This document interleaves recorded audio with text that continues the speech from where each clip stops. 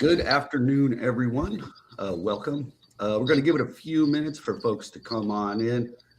Sometimes the platform makes people come in and out. So give me a little feedback.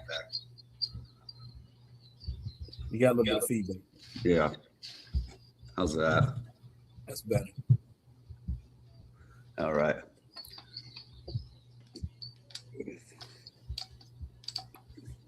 There we go. There's everybody coming in. I just wanted to give it a second for everybody to be able to log in, get in on the platform. Looks like we got a good group that just jammed on in. So we'll go ahead and give it a kickoff here this morning. So welcome everyone to Peraton's session number 6 of Mission Transition, Mastering Interview Success. So I'm your host today, Brian Acton, here with Peraton's Military and Veterans Program team. So today we're covering interviewing, how to build confidence and leave a lasting impression while interviewing.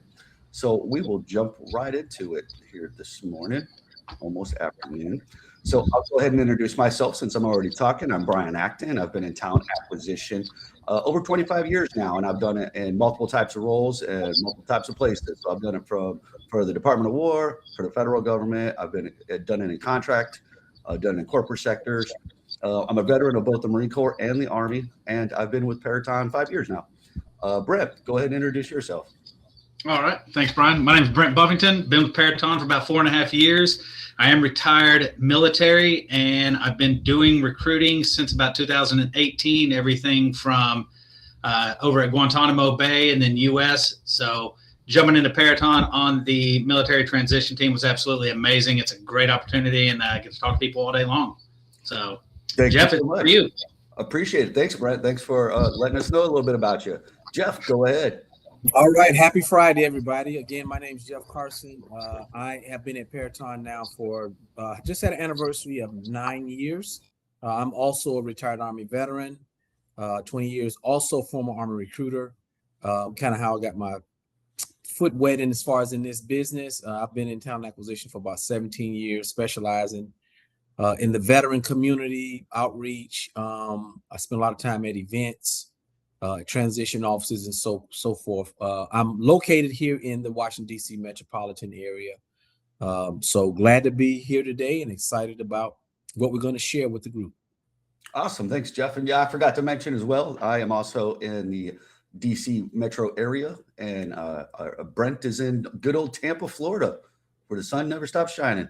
Yeah. And the humidity keeps rising, right? Yeah.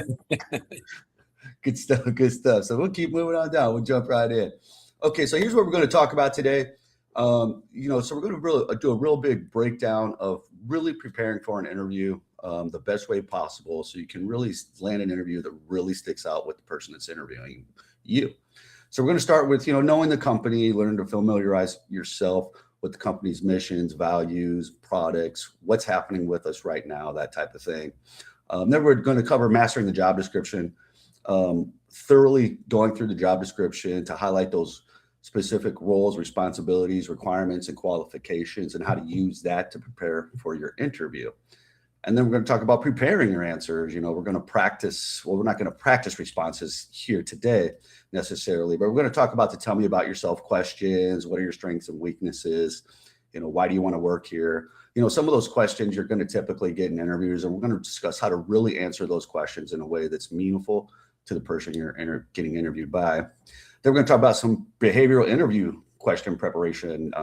Those are a big part of an interview. So we're really going to talk about how to successfully prepare answers and predictive preparation for questions you may get in an interview. And we're going to talk about how to put some of those together using the STAR method, utilizing the STAR method. Then we're going to talk about problem solving on the spot, discovering strategies for how to answer questions where you might not know the answer. Then we're going to talk about asking meaningful questions towards the end of an interview that also leave a lasting impact. So we're going to really start right there. So everybody should be able to gain something from today's session. So we're hoping everybody sticks around with this. You will definitely learn something as we go through this today. So company familiarity, setting yourself up for success. So it's definitely great to do your homework on the company and make sure you're pronouncing the company name right, even though too.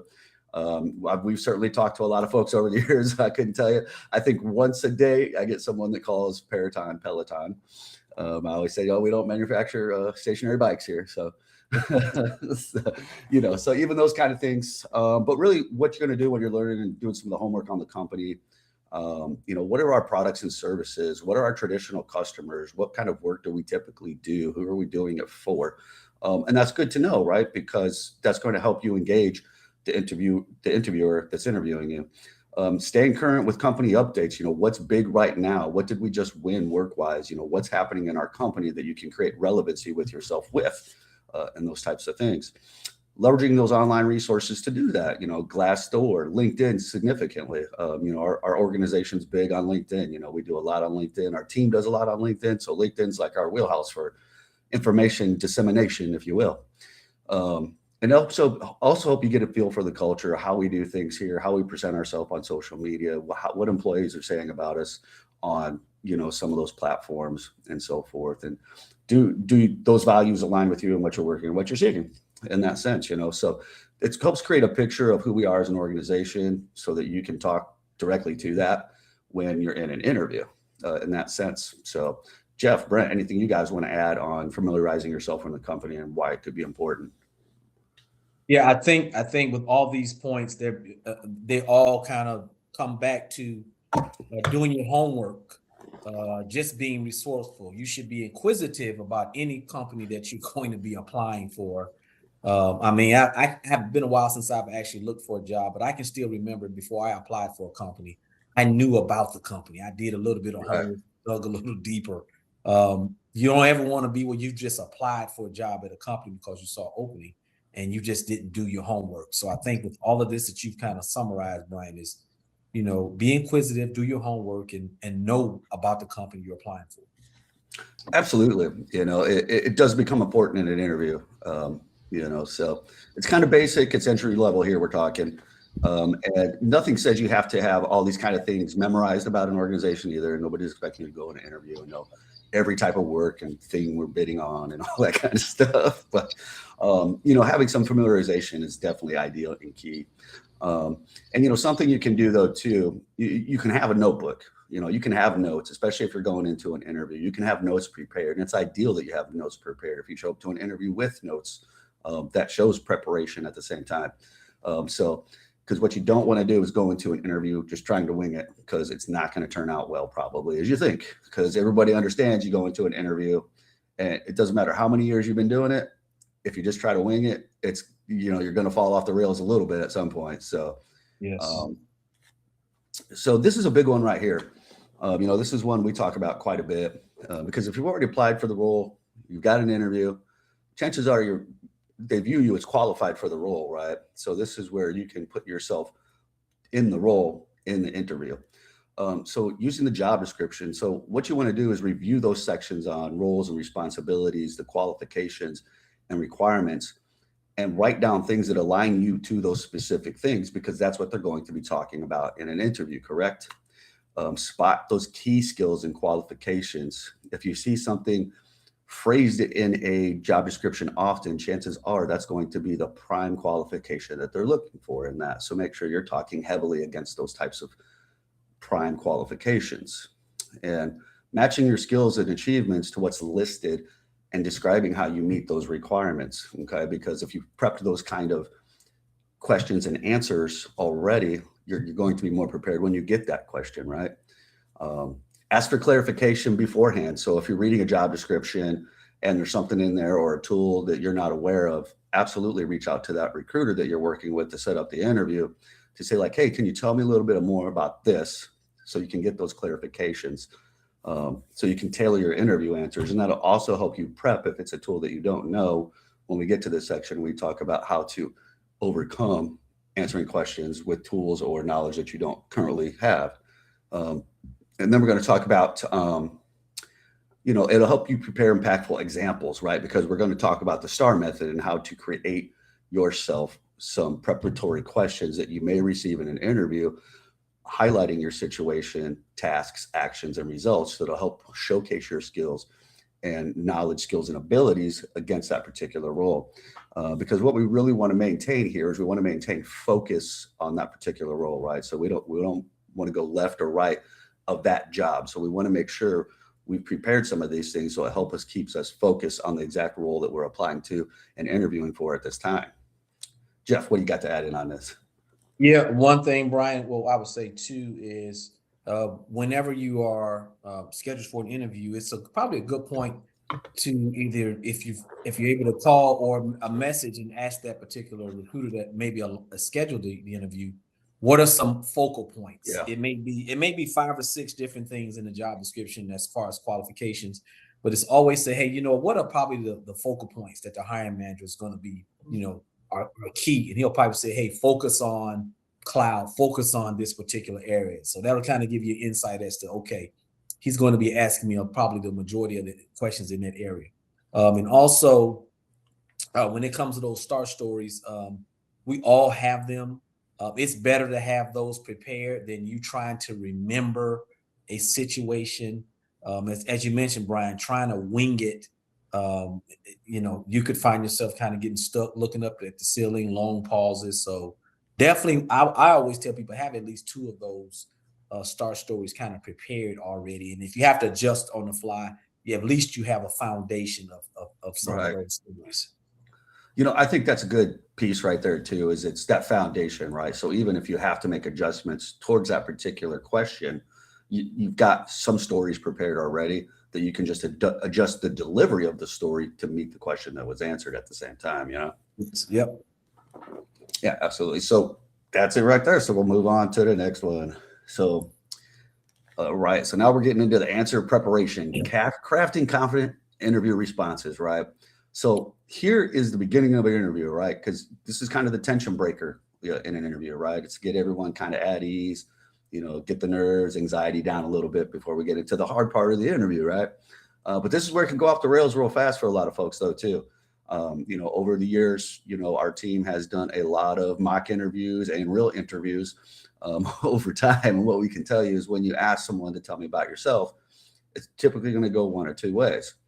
They're going to be like, oh, I'm a retiring Army officer, or, logistics person, grew up in, Chicago, married, couple kids.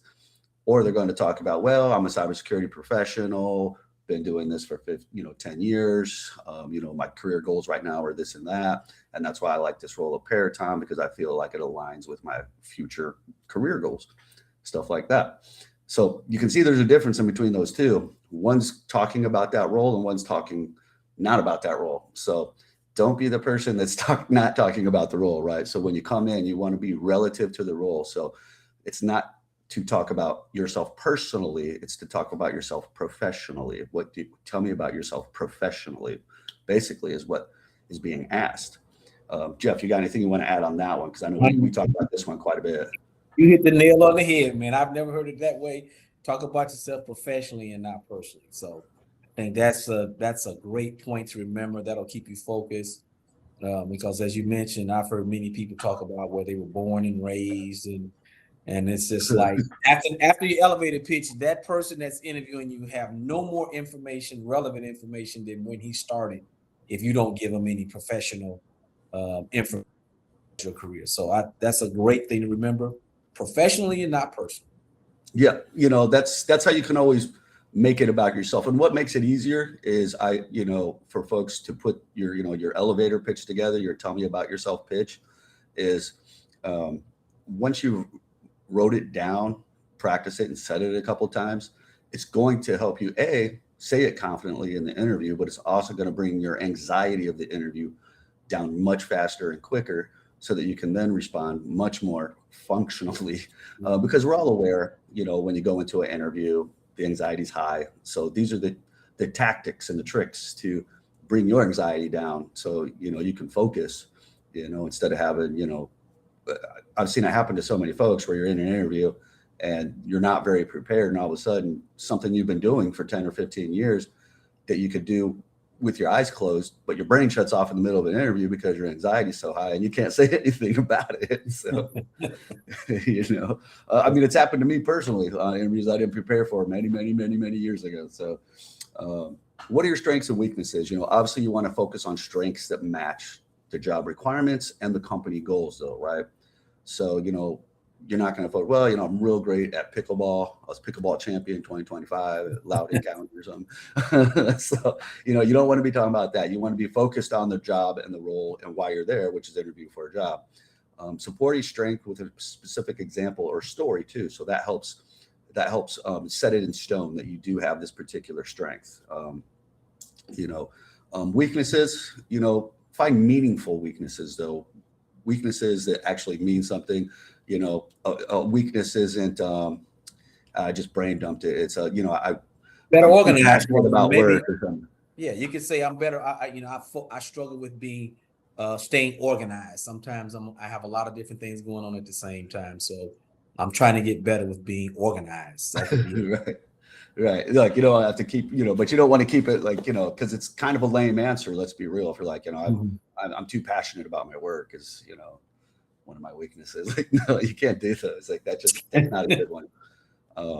So having maybe some of those weaknesses thought out already ahead of time. Not that you're going to get the X this one on every interview, but it is a very common one, right? I've personally been asked that particular question. I think you'll always get asked to tell me about yourself. And 85 to 90% of the time, you're going to ask, what are some of your strengths and weaknesses, right? And then why do you want to work here?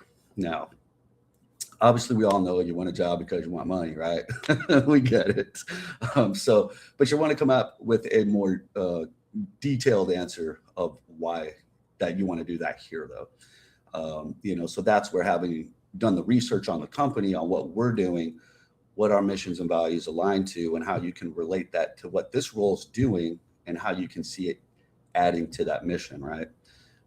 So that's where you can really get those three pieces right there. These are three bulk pieces of an interview right there that if you prepared ahead of time before you get into those behavioral interview questions, that will help brought your anxiety level down significantly because you've wrote these down, you've spoken them several times to yourself, maybe even recorded yourself and watch it back, those type of things. So with these three pieces right there, you've really laid the ground framework for a good interview if you kept it relevant and focused towards the role and the task at hand for that job and not gone off the rails talking about other things other than the role. What do you think, Jeff? I think that's it, especially the one where why do you want to work here? If you, for example, we won the brand new air traffic controller contract with the FAA. You could, if you're applying for a position supporting, say our FAA contract, you could say, this is a exciting, prepare that answer, make it natural, but you can reference to that. This is a great. You guys are going to be. I want to be part of this new transformation of the air traffic controller system. It's going to be, monumental, for our country. That's real. That's shown that you've kind of researched that particular contract that you're going to be supporting as well. So, and we like to hear that. We like to hear that you want to be part of something that we're doing to support our country's mission. Absolutely. And I think when we start looking at these three main questions here to tell me about yourself, what are your strengths and weaknesses, and why do you want to work here? I push for everybody to please not revert back to your military service, though, because I find a lot of folks real easy to do that and be like, well, in the Army or, in the Marines and the Navy, you don't want to be that person. Okay. Because you're starting to lose relevancy towards the role that you're applying for. Right. Mm-hmm. In that sense. Now there could be some relevancy there. Say you're doing like a CI human role or something like that. There could be relevancy between the two. So, I don't want to take that away as well, but you're going to have to be very aware of that as well at the same time. So I think we got a good foundation started here. We'll go ahead and jump onto the next one, which is the behavioral interview questions. So that's where the STAR method comes in that we've been talking about, situation, task, action, result. And in my opinion, after you prepared some of these, you can even say that in the interview. Well, the situation was, and I was tasked with this, my actions were this, and my results were that. So you've made sure you've hit that whole piece of information, right? Because you'll be surprised when you ask folks behavioral interview questions, they'll answer parts or pieces of it. And because they didn't prepare, it turns into an 8-minute answer. And at the end of the time they've been talking as an interviewer, you're like, I don't even know what they answered. So I can't even tell if you know what we're doing here. So, so that's why having these prepared will help you keep you from going off the rails like that, though, too, because it's very easy to have happen. We do a lot of mock interviews with folks, and it happens 80% of the time. So if you're not the one that happens to because you're prepared, you will stand out more significantly than the other candidates that started just adding filler information because they couldn't functionally prepare the answer because their anxiety was high because they feel on the spot, right? So the purpose of behavioral interview questions is to evaluate how you've handled real life situations to predict your future performance at an organization. It reveals your skills, decision making, and cultural alignment through those past experiences, right? So that's why having those things prepared is very important. So how you structure your STAR method, as we've already kind of talked, the situation, describe the background or context of the experience, task, clarify your role and what you were responsible for. And that's a key piece in this one, right? Not what the team was responsible for, not what others accomplished, especially if you were in a leadership role. What was your role and what did you accomplish? Action, explain specific steps you took to resolve the situation. Results, share the impact or outcome, what was achieved and what was learned in those scenarios. So that's the basic breakdown of these questions, right? Or how to answer these questions. So on the next slide, we're going to give some examples of these questions so you guys will understand that's what's happening to you, right? Yeah, Brian, also, I would also add to this as well, when you're giving your response, I mean, typically if you go over 2 minutes, it's getting a little long. And in many cases, when you're giving your STAR response, it may cause the person that's interviewing you to ask more questions about that. So don't feel like you have to give all the details of every single step, like you said, where it rolls into 5, 6, 7, 8 minutes. Sometimes they may say, wow, and they'll start asking you more questions about this particular, achievement, this STAR method. So I've seen that many times where that may be a question that they may not have on the list, but since you brought this up, they're now intrigued to hear more about it. Absolutely. No, that's a great add-in on that as well. Because if you prepared them, they should only be 2-3 minutes max. Mm-hmm. Because you have to be careful of adding too much filler or too much detail, though, too. Even if you've made a great STAR method, answer, you don't have to get so detailed that it's bogging down the nature of the question, right? Because I've had that happen quite a bit too, where it's like, well, it was 2:00 in the afternoon, and 3 people were out, and it's like you add too much information, where if you just follow those simple rules, what was the situation, what was the task, actions, results, 2-3 minutes, and Brian, so some of these, one thing. Do you mind if I add one thing? No, not at all.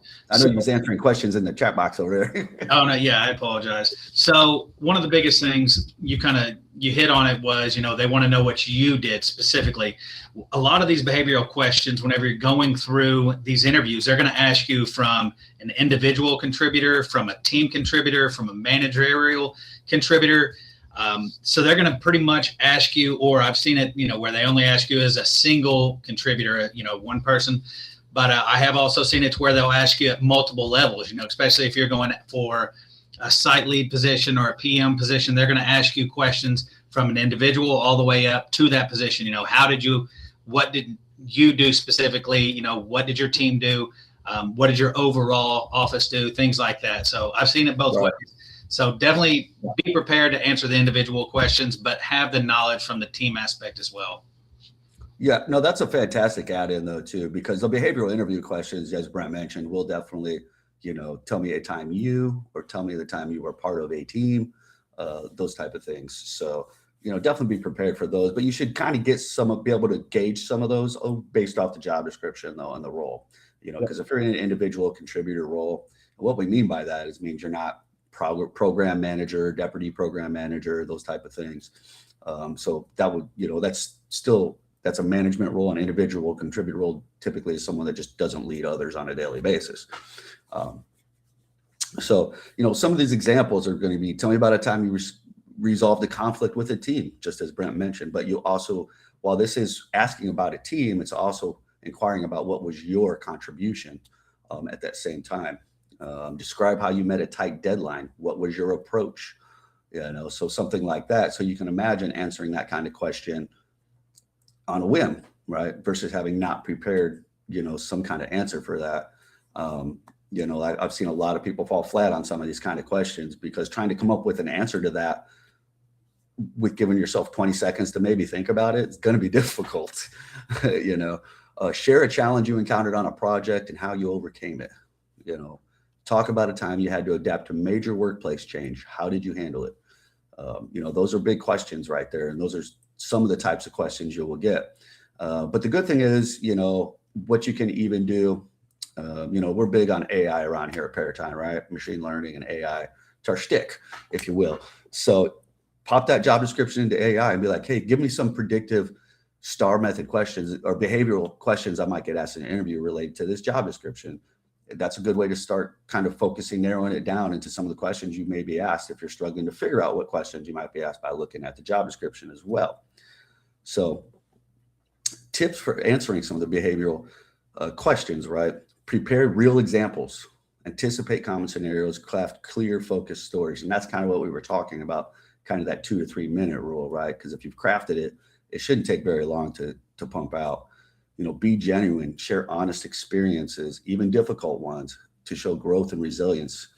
Because we're all aware that, regardless of wherever you work, we've all worked on something and we just didn't get the result we wanted, right? So, connect to the role, try to make it as role focused as possible, emphasize transferable skills that align with the job requirements for that specific role.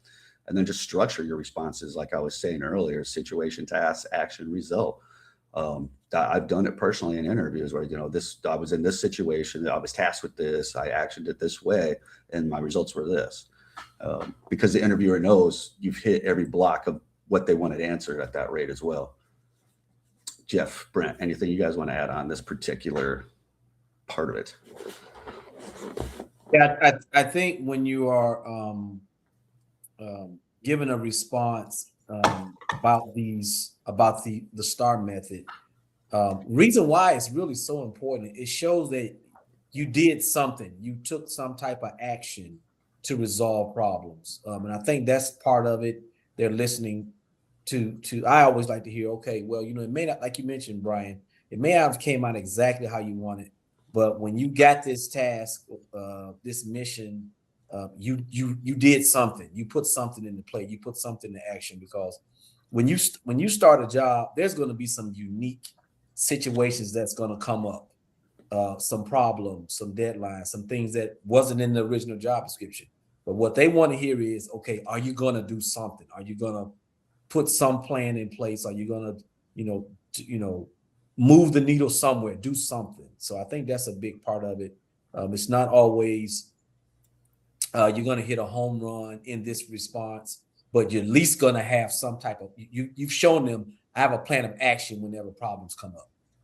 Absolutely. And it could be very basic. I think a lot of people, when you start talking about some of these scenarios, it doesn't have to be, like Jeff was saying, it doesn't have to be the home run scenario. Like, these can be very basic tasks in all reality, right? Like, it doesn't have to be the biggest thing that, you stopped a DDoS attack from taking over the Pentagon or something like that. Like, I mean, like, you might not even have any of those. I'm just saying, like, it doesn't have to be, this massive contribution of something. It's just, what were you tasked with? What actions did you take? Did you have the ability to, find other avenues of approach, research information, use some Chat GPT to come to solutions about some things, those kind of things.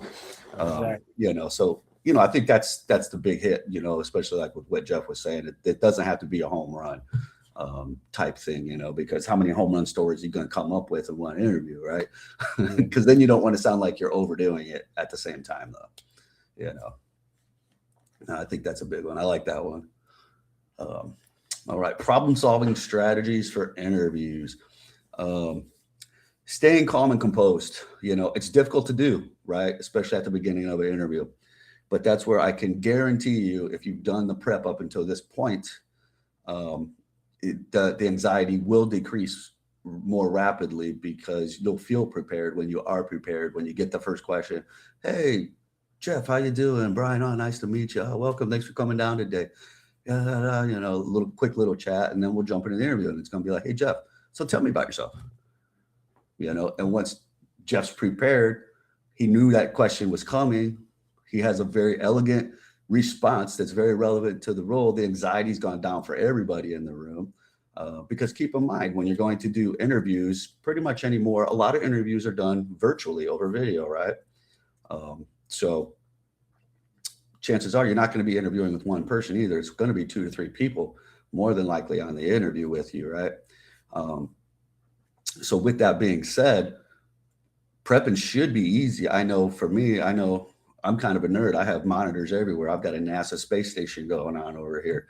So, if I'm on an interview, you bet I've got something on 2 things on the screen over here, 2 things on the screen in front of me, 1 on my laptop down here, so I can keep myself reminded of the things I've prepped and those type of things. So that will help your anxiety go down. Clarify and seek context in situations. Ask follow-up questions if something's unclear, and request additional context to understand fully, right? I've certainly been asked questions where it was kind of a long question that was being asked or something, and you're just kind of like, oh man, I don't know what they're asking me to say, so be like, can you clarify that a little bit? I'm not sure, which is great to do, because you don't want to go off the rails with your answer though, then, right? Instead of just trying to wing it because you think you know what they wanted. Buy time gracefully. I'm a person that has to think, especially if I'm prepared. I got to look at my notes real quick and be like, what was I going to say here? Politely pause, gather your thoughts. It's okay to take a 10, 20-second pause to gather your thoughts. If you feel like it's going to take a little longer than that, you can say something like, that's a great question. Let me think about that for a moment, which is fine to say, because they want you to have a good answer to the question. Break down the question. I've certainly been asked multiple part questions before at the same time. So analyze the question in parts and find what's familiar, focus on what you do understand, and build from there.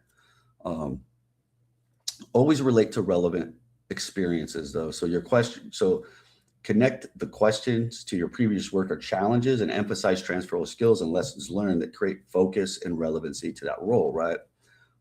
Showcase your process when you're answering questions. Demonstrate how you logically approach new problems. Talk through your steps in decision making when you're doing that. That's will add to your STAR method answers, right? That's how they're going to fully explain all these things. That's what they're looking for. What steps did you take? What was your decision making? Use hypothetical scenarios if you don't have any direct experience in something. Provide a reasonable hypothetical answer to how you would handle that situation should it arise.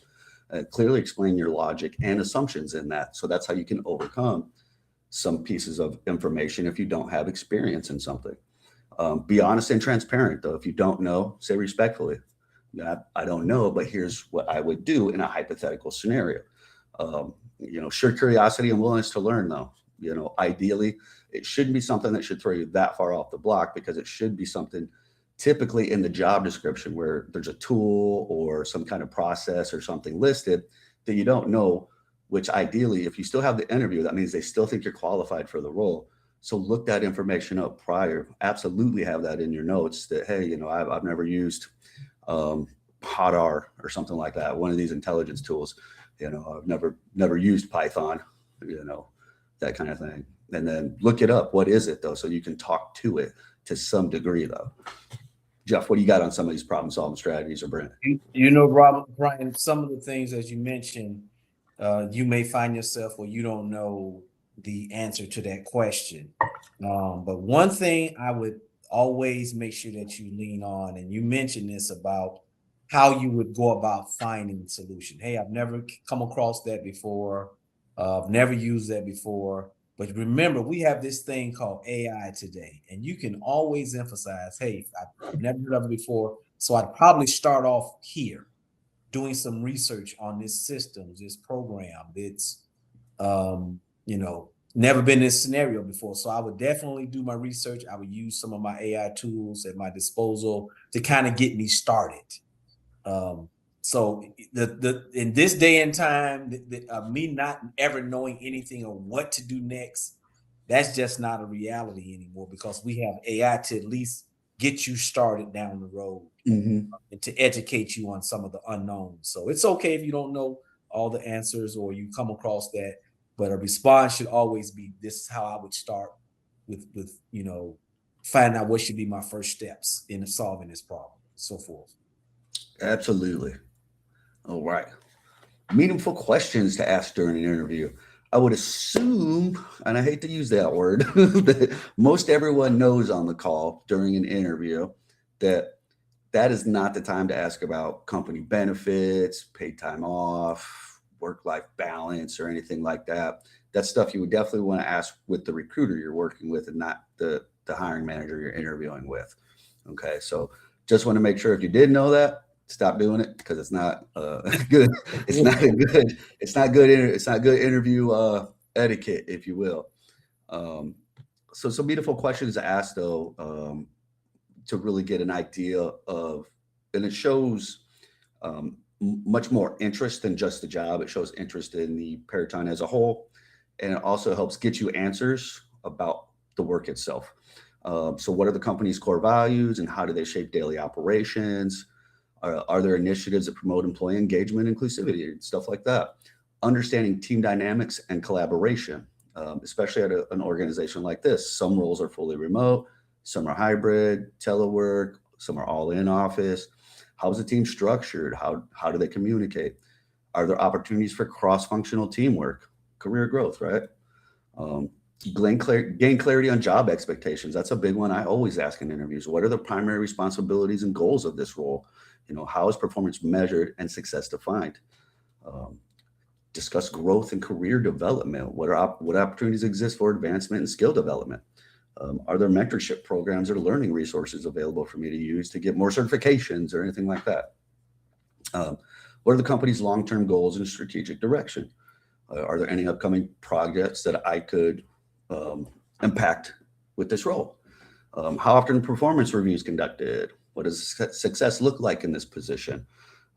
These are all great questions to ask that show a deeper involvement into the process, right? Jeff, I know you got some of these too. What do you think? Yeah, these are all good. These are not generic. I've heard people say stuff like, tell me about the values in the company. Those are, you don't want to use just generic. You want to give these types of possible scenario questions, because it shows that you're really intrigued about this company and not just about all companies. And that's usually what generic terms will usually do. But all of these are great examples, especially opportunities for skill development, learning. Like we have a lot of great resources to help. We're a company that expects all of our employees to grow through. We have a program called Skillsoft. So those are great ones, because that's showing how you want to grow as an employee. I really love that one, Brian, about growth and career development. Yeah. I like the clarity of job expectations one, is the performance feedback. I like those two quite a bit as well, because it helps, you as an individual in the interview really understand like what this job's going to align to you like. Yes. So great examples. Appreciate it. All right. So we are nearing the back end of this. So I hope everybody's gotten some good information so far. We're getting close to going into some Q&A here. So what we wanted to talk about was, requesting support from Peraton's military and veteran team here. The three of us, we work with a lot of people. So, but this information will work for you just about anywhere you're reaching out to recruiters or people in the talent operations community, if you will. So if it's your first time reaching out, always attach your resume, right? If you've already applied to roles or you want to apply to a role, include that job number in that so that we can look that up as well if you've applied to it already. Highlight your relevant qualifications for that role when you reach out. So, be something like, hey, Jeff, thanks for talking to me on LinkedIn. Here's my resume. I applied to this job number. Here's the bullet points of how I feel like I'm qualified for this role. Pretty much it. What you don't want to do is send a resume to pretty much anybody in the talent community and be like, here's my resume. What jobs am I qualified for?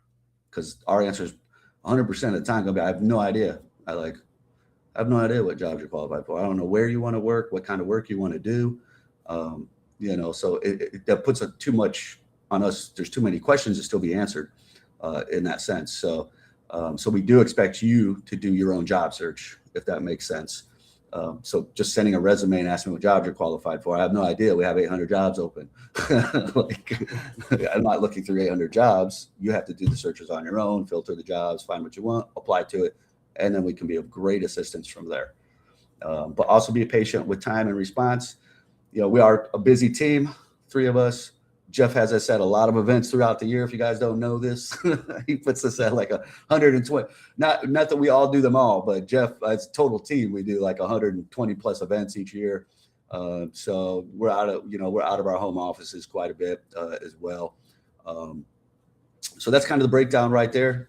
Looks like that covers the information right there. I hope everybody was able to gain a better understanding of how to prepare for some interviews here. Some great information, keeping it relevant, keeping it focused and on topic of why you're there, which is an interview for that particular role. And the information you're delivering should always be focused around that role. Good to go. Jeff, anything you want to add in before we go into Q&A?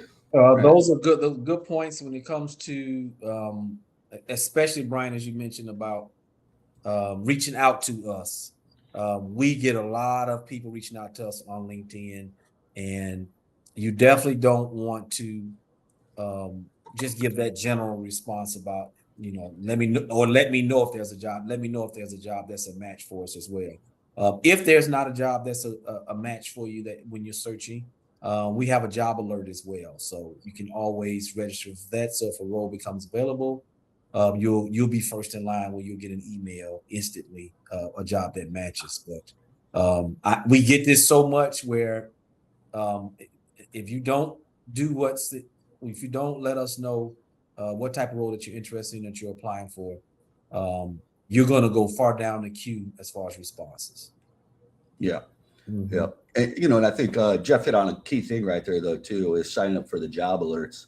Is if you're applying to roles out here, and I know nobody likes getting those emails all the time either. I don't like getting them either, but it's a necessity, if you will, in today's job market, though, because timing's everything when it comes to getting hired just about anywhere at this point. So if you can be one of those first folks in the gate to apply to a role and then reach out to us as well, that gives us a lot of leverage to be able to get you reviewed for that role, versus after 80, 150 people or something have applied to that role at the same time, because competition gets thicker fast, right? So if we can get you in the gate fast, chances go up significantly, though, too. So that's why those alerts and those type of things can be very beneficial as far as, getting you put in front of someone real fast. So questions. So we're in the Q&A now. So anybody on the call can ask us any question. Doesn't have to be about interviewing, just anything, ideally talent related or something. Because, this is our Q&A period. So feel free to drop some questions here in the chat, and we'll answer them the best we can. We'll appreciate you joining us late as well, though. These are recorded sessions, though, too. So they will eventually, we update them every quarter, though, on our website. So if you go to the Peraton.com website and you click on the careers, you'll see the military and veteran. On there, you'll see our previously recorded sessions of other podcasts as well, for your viewing pleasure, because we are very fun to listen to, right? What kind of questions we got? We got any questions coming in? I think Brett keeps answering them all already. No, we just had one come in from. Is there a separate application track for senior talent? Yep. Nope. Everything has to come through the same careers portal, if you will. I guess it depends on how senior you're looking. If you start getting up into those VP levels, they're usually kind of handpicked, if you will, in that sense. Because we have other vendors and not vendors. What do you call it? We have funding partners out there that fund Peraton, if you will. So those are where those kind of come from, but no, everything goes through our careers portal. Jeffrey has a great question. Does vocal tone matter when it comes to answering interview questions? Yeah, absolutely. Well, it'll help when you're prepared though too, because you don't want to have a shaky answer. You don't want to speak too loud, of course, or too soft. But having some voice inflection when you're talking though too certainly helps quite a bit, which is easier to do if you're prepared versus when you're not prepared. You can, as someone that's interviewed plenty of people over the years, I mean, you can tell immediately when someone's not prepared because they start stuttering through some answers or they start adding a lot of filler words, right? Where they're coming up with their answer and they're doing, and then, as they're thinking through it. So it draws out the answer though, right? It's not that I personally really care that they're adding the filler words. It's a 2 or 3 minute answer turned to a 7-8 minute answer now because they're adding the filler words and expanding the answer because you have to be careful of doing that, mainly because if it takes you too long to go from start to finish to your answer, I probably forgot what you said 4 or 5 minutes ago now and can't remember how qualified you are versus if it just sticks fast, I'll remember.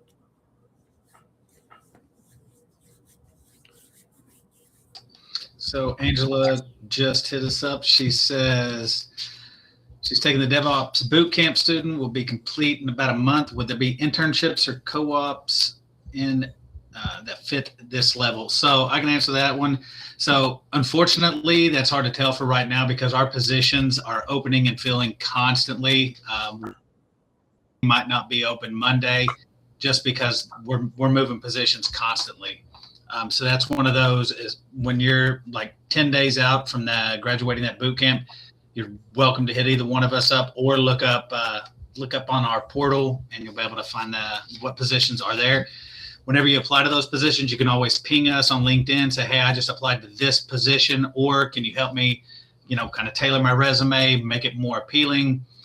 And then we can do that for you as well. And we can also check if that is a real position or if that's a proposal, unfunded, or if it's a contractor conversion. So you're not just applying to an open rec out there, not knowing if you're going to get feedback or not. Great answer, Brett.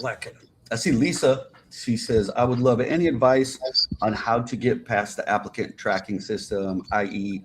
how to get through to a human reviewer. I could definitely answer that one.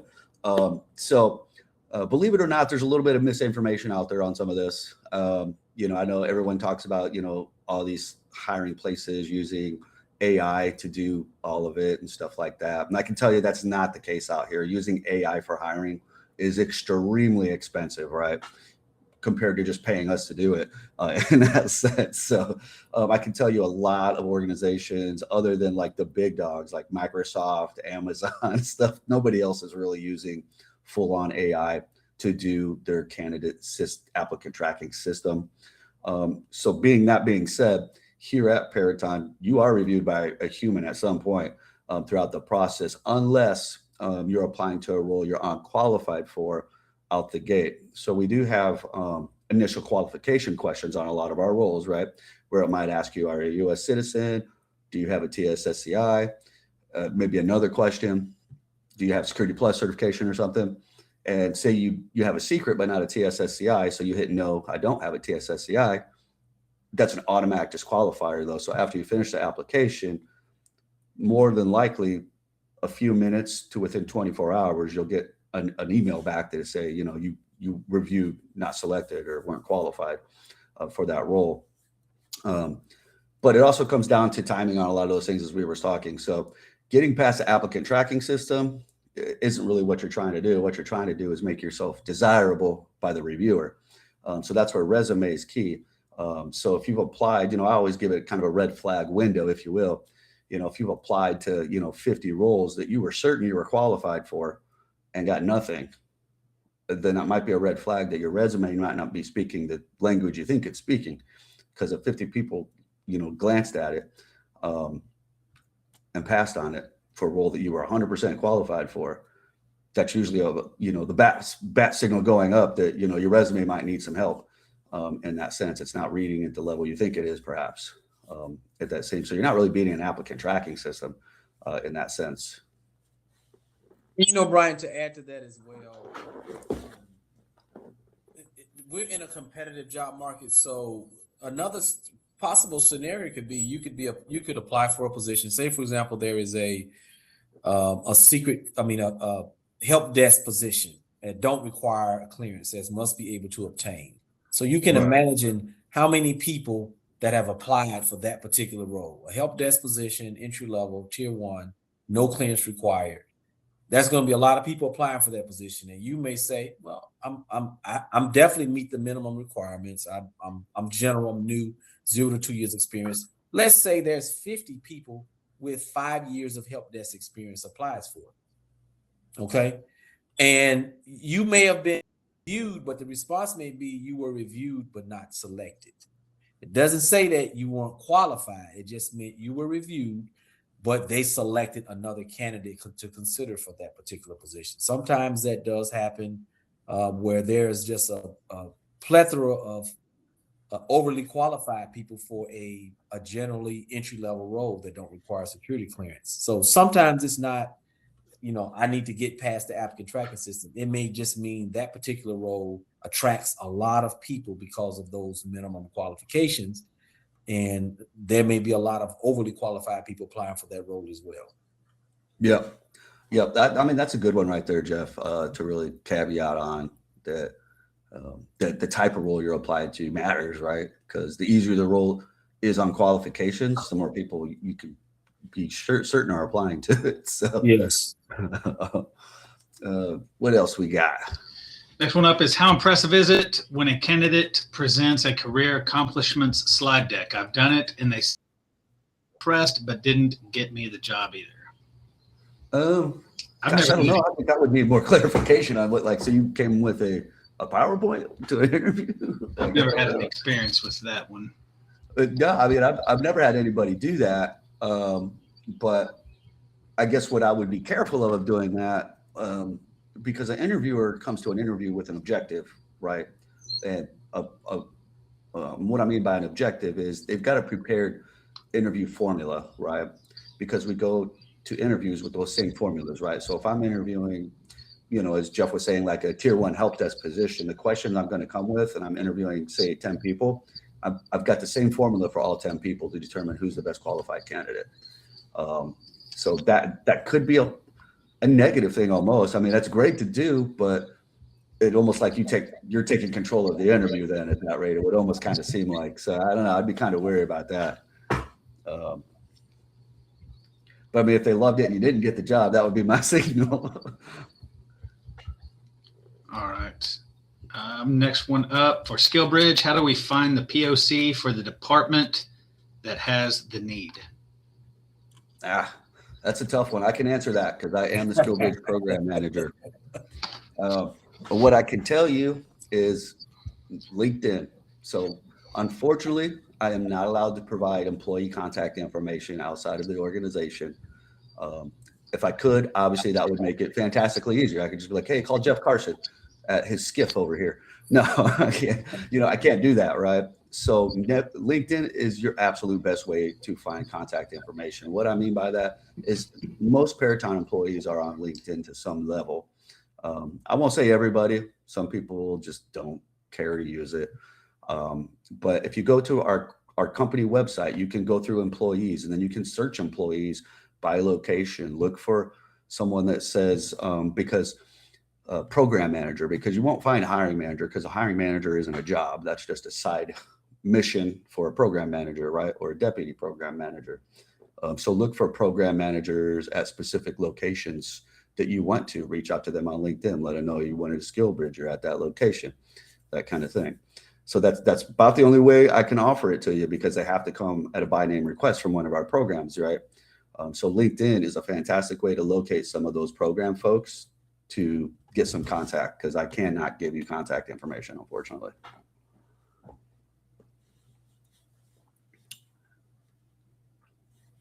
What else? Sorry about that. I was on mute. If I remember correctly, Brian said timing is important in getting a job in the last session at Leverage Your LinkedIn Social Networking for job searching. Here, timing means luck, or does it mean first time, first served? I think it's first come, first serve. Sorry. It is. So that's why timing does matter. So, I appreciate you coming from our LinkedIn session from last month too. Yeah. I mean, timing is everything though. So what I mean by that is getting us in the gates. That's part of the timing. If the job has been open for 2 weeks, chances are we're kind of past some of those time gates, right? Because, we move faster at Peraton. We don't keep jobs open for 60, 70, 90 days or something like that. I mean, we hire people in 30 days flat on just about every role, because we get those kind of metrics. We know what our hiring timelines are. So if we're at the 2 week mark of a role being open, chances are they're well into the interview process, if not already in the pre-offer process where they're throwing out some offers and stuff like that. So what I mean by timing isn't luck in that sense. That's why we have to do some of those job alerts and stuff like that, so we can get you in the gate as fast as possible, because as you kind of mentioned, it is almost kind of first come, first serve, because once we've gotten to the point of it being open 2 weeks and they've already interviewed all these people, I could throw you up there all the day, but they're probably not interested in going back to that step again and now starting over the process, right? Because they're already in the process of already interviewed several people and probably putting an offer together. So they're not going to revert back to another interview at this point, because they're moving forward in our 30-day hire process. Jeff, anything you want to add on that one? Because I know we deal with that quite a bit. Yeah, one of the things about LinkedIn is if you see a position that's posted by a particular person on LinkedIn, there's a really good chance that position may be assigned to that person. So in addition to you identifying it and applying on the company's website, not through LinkedIn, but if you saw the post, just send a DM, connect with the person, and send them a DM, say you're interested in the position that was just, you posted on LinkedIn. And then include your resume and the job ID number.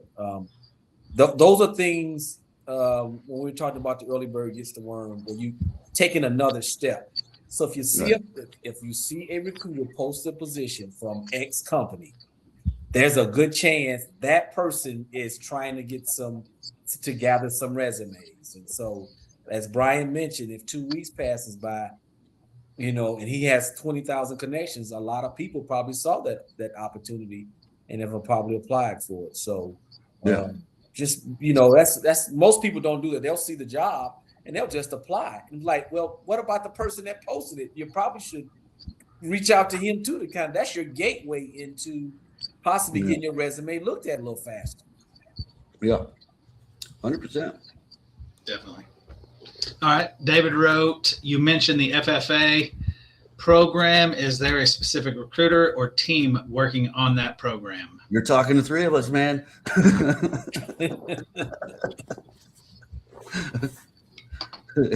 So I did paste all of our information in the chat box so that y'all can reach out anytime, any questions. You know what? I'll throw this out there though, because I don't think I said it at the beginning though. So let me give you a little bit of knowledge of what our program does, our military and veterans talent operations team here. So we aren't traditional recruiters in that sense. They don't assign us roles that we have to fill and that type of thing. So what we do have access though is to every role in the company though. So we can touch any role in the company. We can submit candidates for any role in the company, reach out to all those talent hiring teams for any role in the company. So that's the beauty of connecting with folks like us, is we're not leashed into a very small set of roles or anything like that. We can touch anything in the company. All right. Up next, we have on average, what's a realistic time frame for someone to get hired and start working after submitting an application? So rule of thumb, I know for SciTech, we were looking at, I know now they're saying no less than 20 days, start to finish, from the time you actually get the interview. So you're not counting the time that you actually submitted your resume, you answered any questions that the TA might have had or the hiring manager reached out to you. It's from that day that you actually have that interview moving forward, because they start your background information and all the background research the day that interview actually happens. So you're looking at about 20 days from that interview. Yeah. All right. How to attract? Not from when you apply. So thanks for clarifying that, Brent. Correct. Yeah. Yes, sir. Let's see. Keisha just says how to attract a new role that you have worked closely alongside with, but haven't done it as a role. I don't know. I think I might need a little more information. Like, Yeah. so Are you, Keisha, I hate to ask, but are you asking how to make the position you were doing more attractive, but not actually being in that role? Or can you reword that one by any chance? yeah, I need a little more information on what. And I'll catch up to it. This goes back to the question from earlier about the slideshow for the accomplishments about me, why I'm aligned to a certain position, skills matrix, and what gaps I will fill in the new role that they are applying for. Going back to why they were looking at doing an accomplishment PowerPoint presentation. Okay. What they've done. Okay. That would be something, honestly, that I would talk to the TA that is setting up your interview and things like that, because Yeah. you have more information with that hiring manager and he has that relationship. So, or you can even ask us if we're the ones helping you out through this process, because some hiring managers are like 10 minutes start to finish for an interview. Some of them will drag it out and then you'll be sitting there for 45 minutes. So it all depends on what hiring manager you're actually going in front of. But I would always ask that question with whatever TA you're working with at that time, because they're going to have that information, whether Yeah. it would be something you should share or not. Yeah, I have to concur with Brent there. I think asking first instead of just showing up and doing it, because like I said, a lot of places have a very formulated interviewing processes, and stepping outside that, because we want the questions we ask to tell us why you're aligned, because we don't know you're aligned yet, even if you say you are, without answering the questions we have formulated to determine alignment at the same time.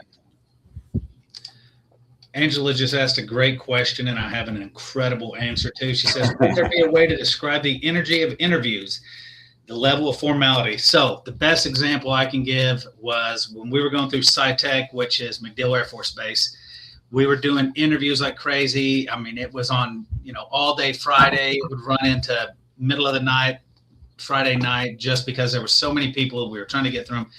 And I sat there with a guy, his name was Darren. He was one of the hiring managers, incredible guy, wealth of knowledge. This guy would sit there and he would start the interview. And if he would go through your elevator pitch. If he could see you were stumbling through it, or that, you were getting a little flustered, he would stop the interview and be like, you know what, let's walk over, let's grab a cup of coffee. And he would literally go grab a cup of coffee with you, and you guys would talk like you're just old colleagues or old, buddies back in college. And what he was doing was he was also gauging the professionalism, but he was trying to calm you down. That icebreaker was already established. So he was just trying to ease your nerves. And by the time you guys got coffee and came back and sat down, you were laughing, joking, telling war stories or whatever the case was. And the interview was pretty much done. He got what he needed out of you. And it was just y'all going and grabbing a cup of coffee. So the interviews aren't to put a spotlight over top of you like you're in an NCO board, and you got 5 or 6 first sergeants or, whatever you got in front of you. These are definitely, it's a two-way conversation, and there's nothing negative that I can say about these interviews. I've never been in one that somebody was like, God, that was horrible. It was like, going in front of an NCO board. Like it's a two-way conversation. It's a Q&A back and forth. So energy is actually great, and everybody's extremely, extremely personable. So. Yeah, no, I have to concur with that. I think, of course, you're going to want to dress for an interview, right? Oh, absolutely. But I think, Brent nailed it on the head. An interview shouldn't feel like an interrogation. If it does, it's probably because you weren't prepared for it. So if it should feel like a conversation between you and 2 to 3 other people, typically, because if you're prepared it would become conversational if you're prepared. Of course, we all understand, like as Brent mentioned, at the start of every interview, just about everybody interview has anxiety. We know that, that.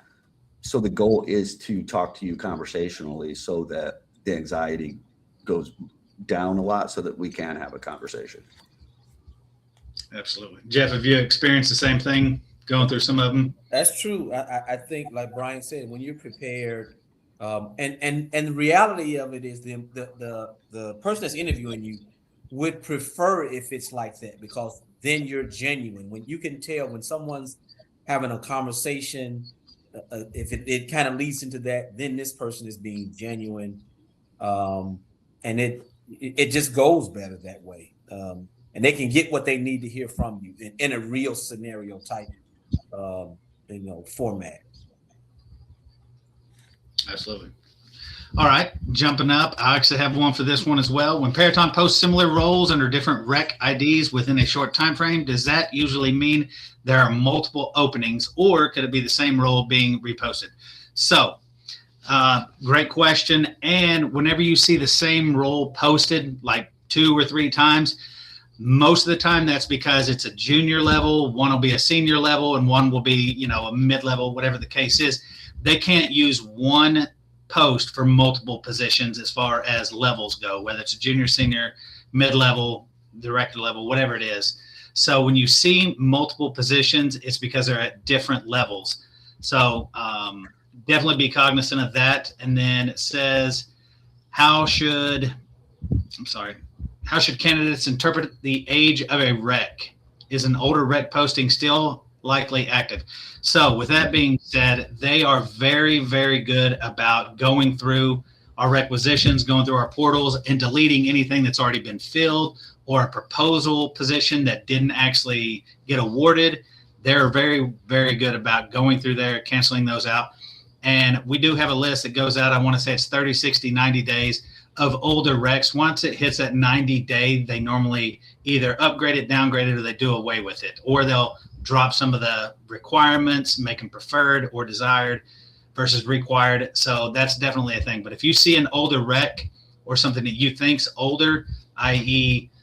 we have like for instance, we have like a catch-all, like a position that's in Hawaii that we know is getting ready to open.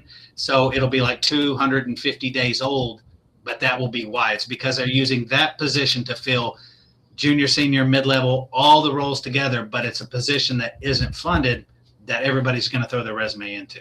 So I know it's kind of contradictory to what I said at the beginning, but those particular positions are for positions typically overseas where they're trying to catch everybody from a junior level all the way up to the director level, or site lead, project managers, things like that.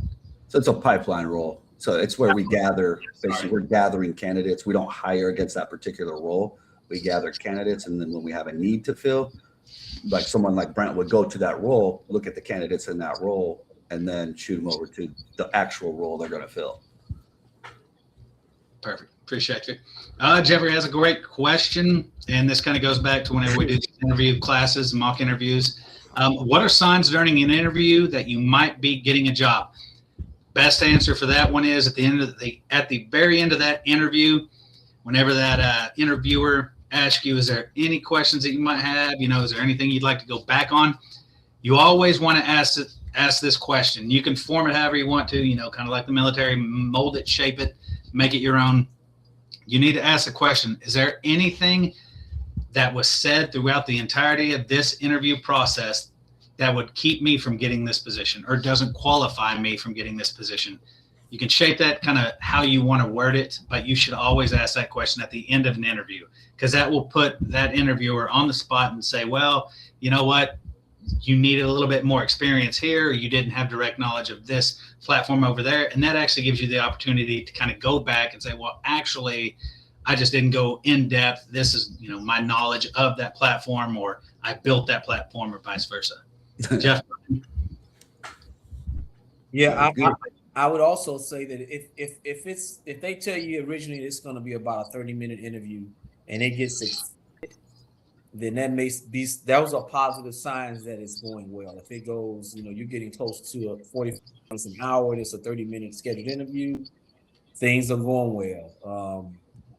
When they start selling, they may say something like, you'll enjoy working on this team, or we got great growth opportunities. So they start speaking more positively. It sounds like they're selling you on the position. That's an indicator that it's going really well. When can you start? We're hoping you know it, because it'll feel like they're you getting that positive reinforcement and how they could see you working here at the company, or you would really like this opportunity. So you'll know it by those kind of things. Good stuff. Yeah. Franco, especially if they ask you, when can you start? Yeah, that's a good one. When can you actually start? Yeah. Franco just wrote, good afternoon. Thank you for taking the time to speak with us today. I'm scheduled to retire from the Marine Corps on 1 October 2026, and I'm working to develop a strategic transition plan as I begin pursuing civilian opportunities. I understand that hiring timelines vary by organization, but from your experience, how far in advance are companies typically willing to hire or extend offers to transitioning service members? I am trying to determine the optimal time frame for submitting applications and engaging with potential employers. Thank you.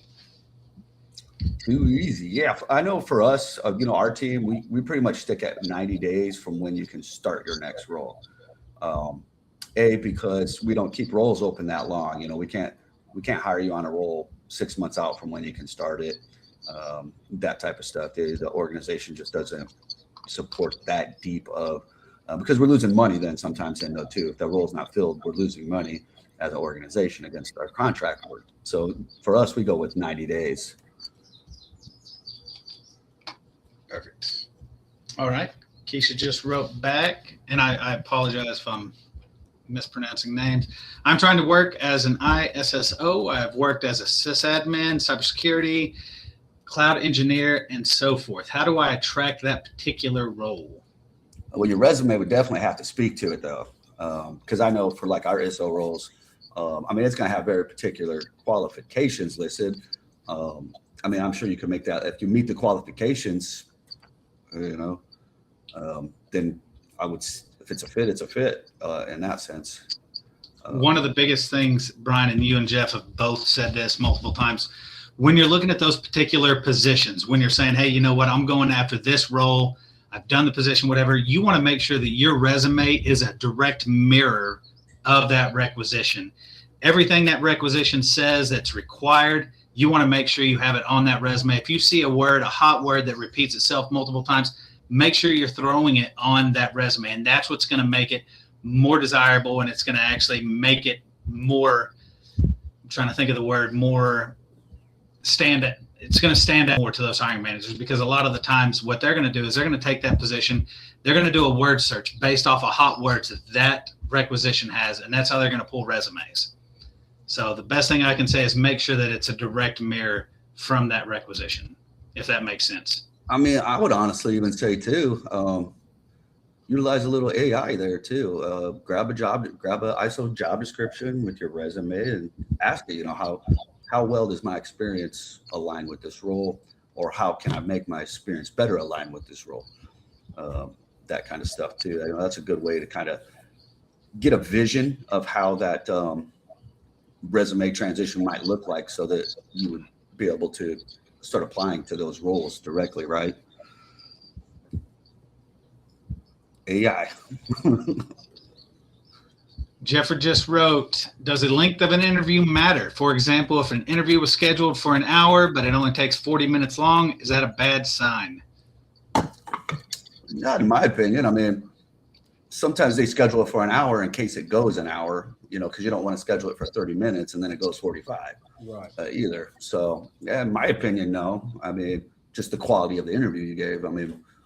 because you might be dealing that particular person might be dealing with people that are ramblers in the interviews, right? They're not prepared, so they're giving those 8-minute answers. Versus if you're precise in your answers and you're answering things precisely, it might only take 40 minutes. Yeah. My opinion, anyway. What do you guys think? No, absolutely. Not Jeff hit on that earlier. Yeah, they just may be proficient. It's, the one thing about it is it's these are kind of what we've experienced. It's not a definite one size. If this happens, then this means this. It could be a lot of different things. I mean, you could be interviewing. He could interview 5 people that day, and they may give you a response like, "We'll be in touch. You got you got a strong background. We'll be in touch." So you just never. Hiring managers, sometimes some organizations, they don't want to show their hand because they want to interview all 5 of the candidates first and then make a decision. So so don't read into it and think, well, they told me if this happens, then this is what this means. All companies are different. All hiring managers are different. Some hiring managers are a little indecisive. So they want to look at all 5 and then make a decision. So don't read into it. These are just some from our experiences of dealing with hiring managers and also interviewing. I see Michael's question down there, though. I would definitely like to take a crack at that one real quick. I like to tell people these kind of things. Where are you at? The very bottom one, yeah. He said, could you share some techniques to best search on the Peraton Career Job Search webpage? Absolutely. I think one of the best things I can offer here is a lot of people search by job titles, right? So if you're looking for, as an example, I talk to a lot of folks looking for program manager roles, right? If you type in program manager on our careers portal, you're going to get 50,000 different kinds of program managers going to pop up, all different kinds of skill set backgrounds, right? And then you got to sift through all that. Of course, filtering things by your clearance level is going to be key because you want to make sure you're applying to roles in your clearance range, right? So we do have a filter on the left side for that kind of stuff. But I also tell folks, search by skill set. So what's your primary skill? What's the thing you're the best at? Start with that. So, if you're trying to think of something, let's say so if you're AWS Cloud, put AWS Cloud in parentheses or in quotations on there. And then you can even make a space and put Azure in quotations and then hit search that way. And then it's going to bring up all the roles that have that in it. And typically those are going to be AWS or cloud related roles in something. They may have different job titles now, but they should be related to that. Or especially if you're doing program management, you want to type in, PMP, put that in quotations and then make it and then maybe quote Scrum Master in quotations or what have you. And then it's going to bring up roles with that. But you also want to pick a different skill though, too, because if you're IT program manager, operations program manager, they're different skill set backgrounds, so they're going to have different qualifications in that sense. So searching by skills, and that works on the job boards too, to be honest with you. And what I would even suggest to do is ask AI to make you what's called a Boolean string. It's a BOOLEAN Boolean string to find you a job with this particular skill set background, and then pop that into some job boards too. You'll be surprised what the little Boolean string can do. We use those. I used to be a sourcer, headhunter type person, and I used to use that kind of syntax of stuff all the time, searching LinkedIn and some of the job boards to narrow candidates down to who were qualified for my role.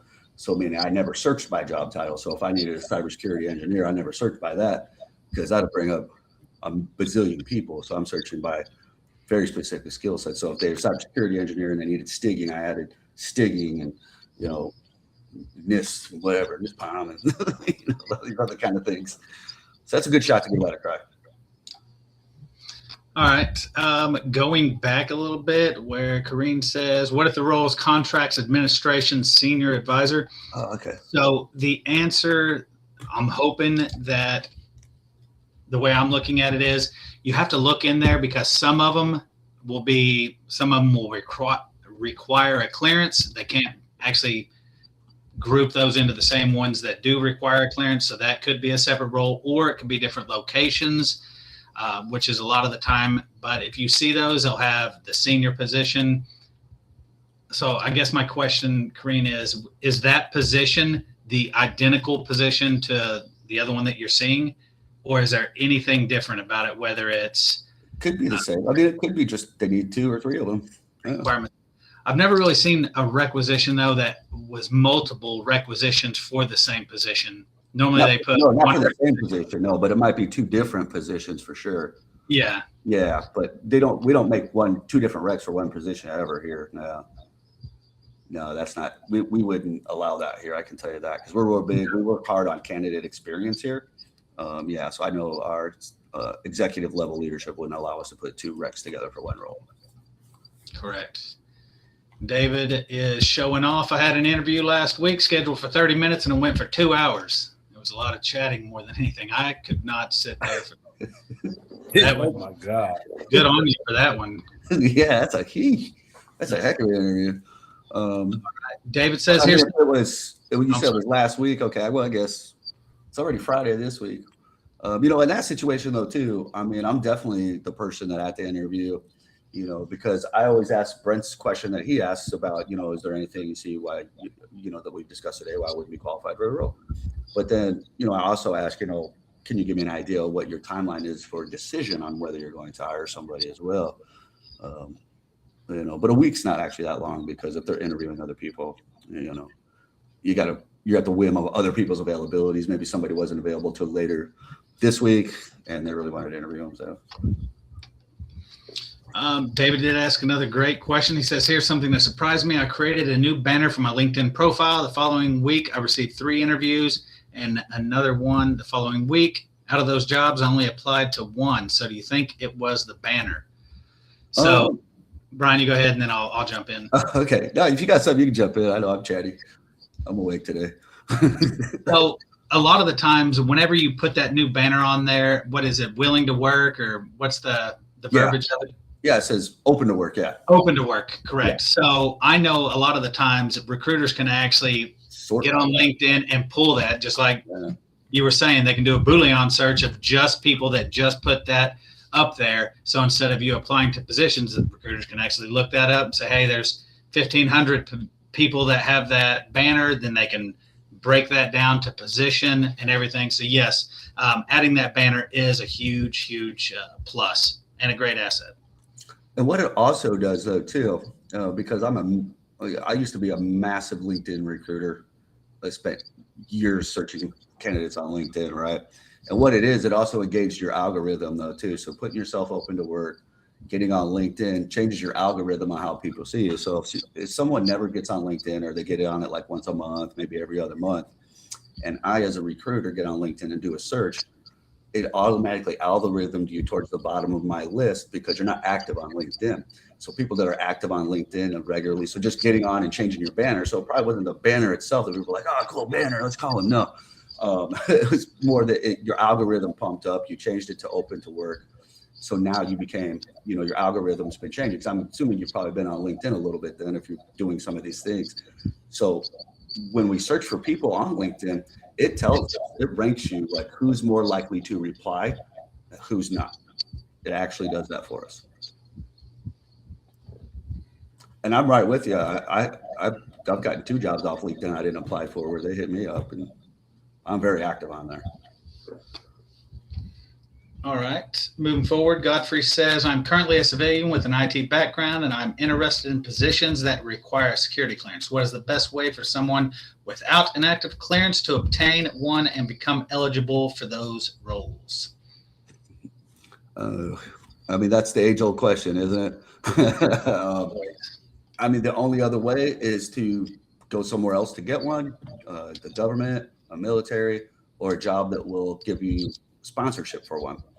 And if you want to look on roles on our careers website for ability to obtain, similar to what we were talking about earlier, just put that in parentheses, write the words ability to obtain, and it'll bring up every role that has the ability to obtain a clearance.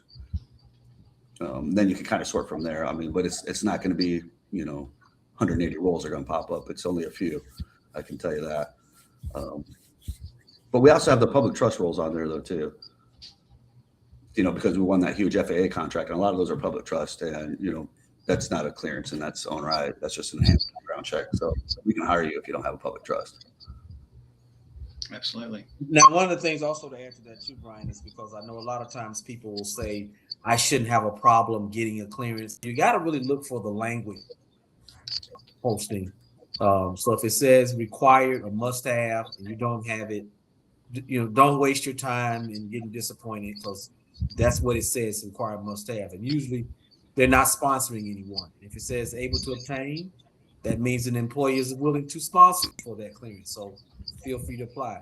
Preferred, nice to have, don't have to have it. No guarantee that they're going to initiate one for you. So look at the wording, but many times I've had people say, well, I shouldn't have a problem getting a clearance, or I shouldn't have a problem getting an upgrade. That's just not how jobs work, and that's not how customers operate either. Yeah. All right. David gave a great example of a Boolean search right there. That's actually a great example. Thank you, David. And then Vladimir. I'm sorry? I said Vladimir, yeah. There you go. As I'm submitting applications and getting some traction, how often should I be reaching out to the POC? I always feel like I might be perceived as being too needy or pushy. You are being too needy or pushy. Stop it. No. No. I know everybody's different. I'm like a 48-hour to 72-hour person. I'm in and out of the office sometimes too. Jeff has me on the road all the time. You're on the road. I know. Well, he's on the road every day. It practically seems like. So I usually give 48 hours myself. Like if I haven't replied to someone in 48 hours and they hit me back, like it's no skin off my back. Chances are I read it, thought I was going to get back to it, didn't get back to it, or I didn't have the information at the time to reply to it, and was looking for it, sidetrack, whatever. With volume though too, you got to realize when you're dealing with people in the talent acquisition community, we get a lot of volume of emails, LinkedIn messages, you name it. Hey, Vladimir, I would tell you, me personally, I'm never offended by someone reaching out to me once or twice, and even sometimes the third time if I haven't responded, because many times as Brian mentioned, sometimes I'm up at night, 8, 9 o'clock at night, responding to LinkedIn because I want to catch up. I kind of feel bad. I was out all day. Yeah, same. And we're like that. Some of us, we just like, we'll go past 5 because we feel bad about, hey, I haven't responded to this person. It's been 4 days. This is the second response. We never look at it that way. I look at it as this person is serious about this job opportunity, because I put myself in your shoes as well. So me personally, most of us on the team, we're not going to look at it like that. If we gave you a response and told you why, and then you push back 2 or 3 times as to why you disagree, that's another thing. But as far as getting a response, no, it's okay. We don't. I don't feel like you're being pushy. You want a response, and which is that's a fair expectation. Yeah. Agreed. David shared his banner, and then he answered the question for Sandy. Is it okay to have a banner only display for recruiters? Absolutely. Especially a lot of people that currently have jobs but are looking for another one and don't want their employer to see it. That's always an option. So definitely get that. Cynthia wrote, active public trust, previously held secret CE, T3. Is there a right way to add to resume? If I'm going to give you my honest answer, it should not say previously held secret CE because it's irrelevant. Yeah. I agree. Because either way, they're either going to have to sponsor one or not. So, I think we all on here previously had a clearance at some point. That's gone off my resume because it's just irrelevant. Yeah, mine as well. I took my secret off too because I don't have it anymore. And that's the honest answer. I know we want to think it means something, and honestly, out here, we between the 3 of us, we've got a lot of years in talent acquisition. It holds no weight on anything, on qualifying anyone, because we don't have there's no position I've ever seen, but like we could find someone that previously held a secret. Nah. And if you look at it from a security mindset in today, when you are outside of the clearance, the security realm, the government has no idea what you're doing and what type of activity you're involved with or your background. So they are going to start the process over again. Yeah. It's not he was a great guy 15 years ago. No, what has he been doing now? So Right. Yeah. I mean, it is what it is. I mean, I would keep the public trust, active public trust on there, but the clearance, it's not adding value at that rate, in my opinion. I would take it off. Yeah. You want focus. I'm big on focus. You hear us talk all the time. If you've been to any of our podcasts, we always talk about being focused on qualifications, right? Because I want to read your resume. If I need someone with public trust, or if it's a public trust role, like I want to see that. That's what I'm looking for. Because I have a lot of people, I think the three of us have dealt with a lot of folks over the years that have previously held clearances. They no longer actually have it. Apply to a lot of roles that require clearances and think, well, I mean, I can get it back. Well, you can, but we can't give it to you. So it adds a lot of frustration, right? In that sense. So, for you as a candidate, applying to things with that, but I can get it, if the role doesn't say it, then, Right. Keisha just says, if a person's TS expires in 6 months, should they change jobs while they are getting investigated to extend it? Oh, that's a toughie. That's a personal preference, honestly. I mean, I can't tell you. Everything would be opinion on my end. I mean, if the work you're doing is going to help you expand your career, yeah, maybe. I mean, that's the only reason I would, because it's a tough job market out here, so you're gonna leave a job, you better be ready. Yeah. I mean, obviously you'd have something else lined up, but I've seen a lot of people, i.e. leave Peraton to go to another company, and 5 months later they're like, how do I get back? Like, you got to compete now. Happens often. Yeah. So grass isn't always green on the other side, and you got to also realize the market. But if you're trying to keep that TS, though, I mean, that's I don't know. That's you're gonna have to have some personal conversations with yourself to decide what you want to do. Yeah. What's the value of the TS career-wise in that sense, Yeah. Keisha just wrote, the new potential job requires a new job pick it up and finish the investigation. I mean, as long as you've done, just me, personal preference here. We're in conversation here. I mean, I would definitely do the research on that organization, though, to make sure I'm not jumping into, an environment that's just not going to work well for me. And then you're stuck there waiting, because they might say, because your TS is under investigation. So we all are aware that could be in 6 weeks or 2 years that it adjudicates realistically, right? Like I've seen some take plenty of time like that. So, you definitely want to investigate where you're going to go. But if you really want to keep that, I mean, that's your only option then. If you got to jump to the new job to keep it, and then so be it. That's what you got to do if that's what you want to do. In that sense, yeah.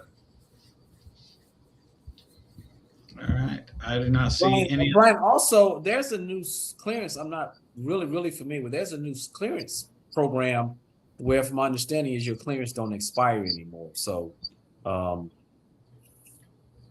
unless it's dormant. So if it's dormant 2 years, I guess so. Disregard that. Well, I think, because I think what she's saying, though, is she has to move so they'll continue the investigation. Oh, I got you. I'm reading it as right now. She's in a role that doesn't require the investigation. So it's going to stop, they'll stop investigating it. They'll just. Got what you're saying. I got it.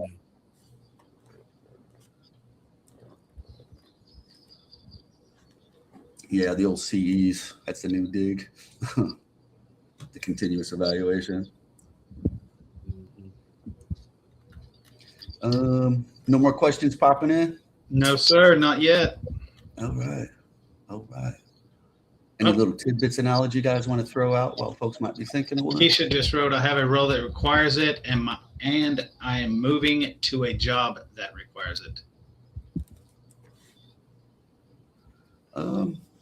That would be whenever Oh, okay. So you're just looking at taking another role, basically. It has nothing to really do with the TS. Then it sounds like. Is it within the same company? Doing the investigation too. Yeah.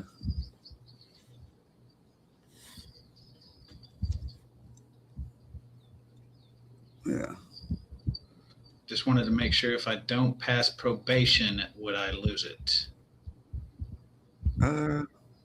So it's like a government rolled in.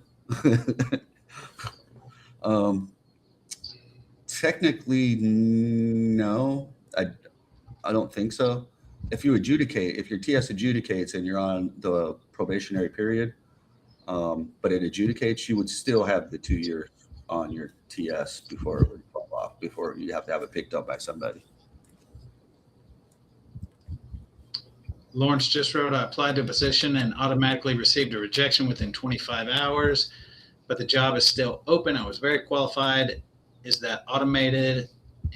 And I know I was very qualified because that was my previous position with Peraton 6 years. Multiple reasons there. They could actually not be accepting new candidates on it because they may have an offer. So they're just auto rejecting all the new candidates. And the reason why it's still open is because we don't close it until we have a start date. Right. Lawrence, if you want to post that requisition number in the chat real quick, I can pull it up for you.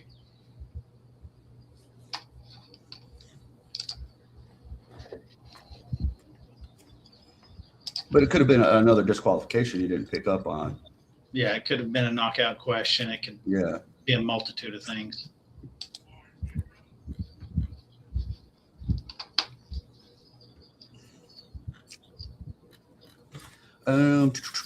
What else? Oh, so, I would definitely want to touch on something Jeff said earlier, though, too, to anyone that's still on the call here. Always apply on company websites. You'll have all these other locations you can apply. If you're on LinkedIn, it says apply now. Anything on Monster, Indeed, ZipRecruiter, any of these other kind of platforms, if you're looking at and you're trying to apply to jobs from those platforms, keep in mind, majority of the time, you are not actually applying to a job somewhere. You're just applying for interest on that platform, which requires somebody then to go there to look at your resume and all those kind of things. So for us particularly, I'll just speak about Peraton. You have to apply to our roles through our careers website. There's no other platform to get there. You have to apply on our website. So if you see a job on LinkedIn and you come to our platform to look for it and it's not available anymore, it's probably because it's already closed. Because LinkedIn does a thing because it's public information. So LinkedIn does what's called scraping our job board. They scrape our job board every so often to add to their jobs as well. And a lot of the other job boards will do that though too, because it's public information. But you can't apply on those platforms. You have to apply at Peraton. Yep. And you'll know if your application was accepted because you'll get a responding email saying, thank you for applying. Yep. Do not respond to this email. If you don't get that, something should say like, what happened? Did it go through? Right. Was my Wi-Fi working? Something happened like that. And also to add to that too, Brian, I know we're in a mode of speed, but I believe that when you see a position and it's posted, whether it's on any other platform, you probably shouldn't be applying with your phone. You should probably need to get back home and maybe make some edits to your resume. Sometimes people just see a position and say, I can do that, or I'm qualified, and not really look at it and then look at this resume that you have. Because I mean, even TV commercials tell people they see a job, apply with their phone. People out to dinner and they're applying with their phone. I'm like, that whole speed, applying to as many positions as I can, is going to increase my chances. That is just not a good strategy. Yeah. And, the kind of caveat of that, though, too, Jeff, is when it comes to those other platforms, they're used in different ways across multiple types of work, right? Commercial, private, etc. But I won't name platforms, if you will. But as someone that's been in talent acquisition for so many years, I can tell you those platforms. I don't think I've hired just about anybody off any of those other platforms over the years, and it was because they seek volume over quality on a lot of those platforms on our side. So I'm giving you kind of the insider scoop for us. So say we put a role ends up on Monster, or Indeed, it's a lot of volume might come in, right? Just because it's so easy to apply on those platforms, right? You can just swipe and you're applying basically, but you're not still applying because you have to apply here at Peraton. But if we look at a role on there, it'll have 1,800 people applied to it, and 1,800 people weren't qualified for it. So what are you going to do? It's read 1,800 resumes? Absolutely not. That'll drive you insane. Quality, not quantity, and just make Yeah. sure to stay on that company's. Because I really like what you were talking about, though. So that's what made me think about that. That it's the quality though too. So doing those quick applies, it's probably not going to be your go-to bang buck to get the role. Because I'm with Jeff. I'm about coming home, pop that job description into AI, see how my resume aligns with it. If it aligns well, yeah. Or tell me what might I be missing in my resume from this job description. Because doing some stuff on your resume sometimes isn't a 6-hour operation. Using some of these tools we have now, I mean, it might take 10 minutes to make the adjustments so that it's aligned to the role more specifically, but too easy, right? It was 10 minutes. Yeah. To apply quality though, if you're applying if you are 100% qualified, and I know we talk about that quite, because there used to be that old age adage we used to use back in the day. If you met like 70% of the requirements, go ahead and apply. It's kind of not like that anymore. Like you really kind of got to be up there like 90%, ideally 100% meeting the qualifications. Because what you got to realize too, I think what folks sometimes aren't understanding about what we put on our job description sometimes. So when we say minimum 5 years experience, yada, yada, yada, that's the bottom. Like if you don't have 5, you're not qualified.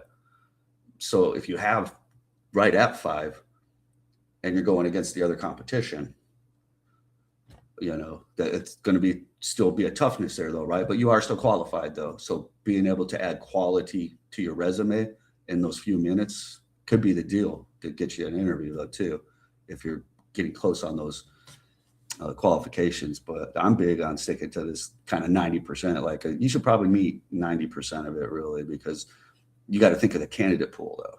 Yes. And you also, Brian, need to realize is that for those of you that aren't using that strategy with AI, you're in the minority, because I would say the majority of your competition are using these AI tools to assist them. And notice what I said, a tool. It's a new tool that we are using. Of course, you're not putting in information that's a lie. It's just helping you better align to match up with that, so you can make yourself a more qualified candidate when the system or the recruiter's reviewing. Right.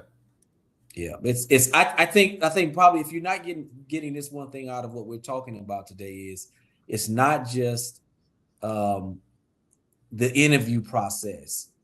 It's the whole process. It's the whole strategy.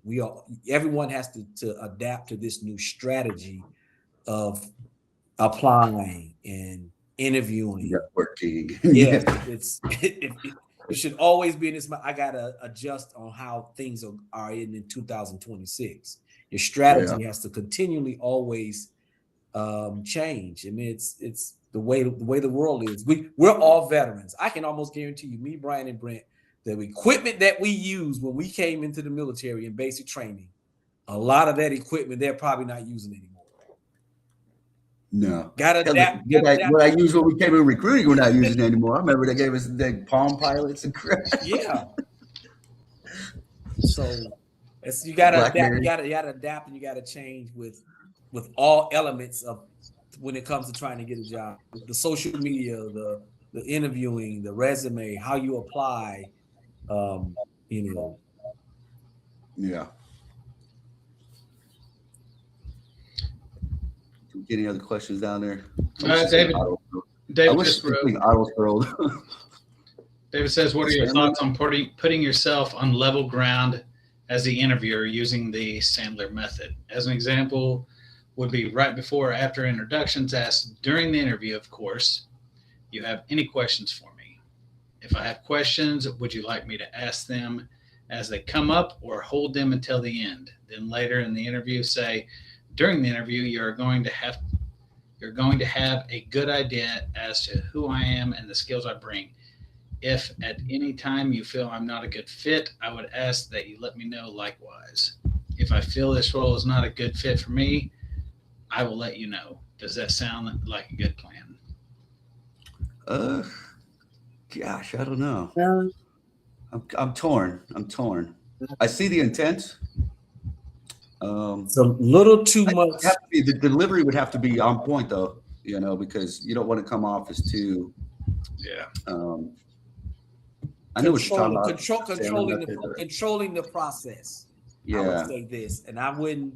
it's a fine line. Yeah, Yeah, that's be careful of that, because you can give off the wrong first impression as you're trying to control this interview process.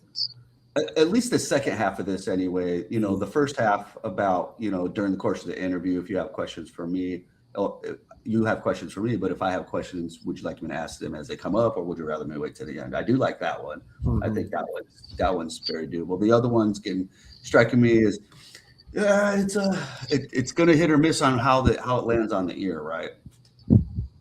Because probably one of the best sayings I heard recently was, we hear things from our history, not for the intent that they were meant. Meaning that, so whoever ear it lands on, they might hear it way differently than how you are intending it. Yeah. That sense though too. Yeah, I don't know. I mean, Yeah, I'd be careful. let me know how it works, David. Especially about it. I would ask it at any time. You let me know if there's a good fit, and because the hiring managers may want to reserve the right to make that determination. Be careful of that. It sounds a little controlling to me, especially the ending part. That's just me personally. Yeah, the question was a good one, but I don't know, man. I'm just thinking, if an interview, if someone said that to me, I was like, because I feel like I'm supposed to have already known that, though, right? As someone that's interviewed people, it's like, if we're not if I don't feel like you're a good fit, we'll get through this interview much faster once I figure that out. Yeah. And I've done that in an interview myself before, though, too. I didn't have to have the conversation. I've been halfway through an interview before and said, I don't know if this is going to be the fit for me, though. I really appreciate the time, but I don't want to take up any more of it. I'm not feeling like this is the fit for me. And it was pretty simple. They were like, oh, no, that's fine. That's fine. And that was it, so, yeah. I think that's kind of an unwritten rule already in an interview, but if you do it, let me know. Send me an email. If you do that interview, send me an email. Let me know. But the first question for me is all good. Yeah, I mean, that wouldn't throw me off at all. Yeah, I mean, that's respectful. Be like, hey, should I wait or moment after they come up? Yeah. All right. That's it. He said PRC 77.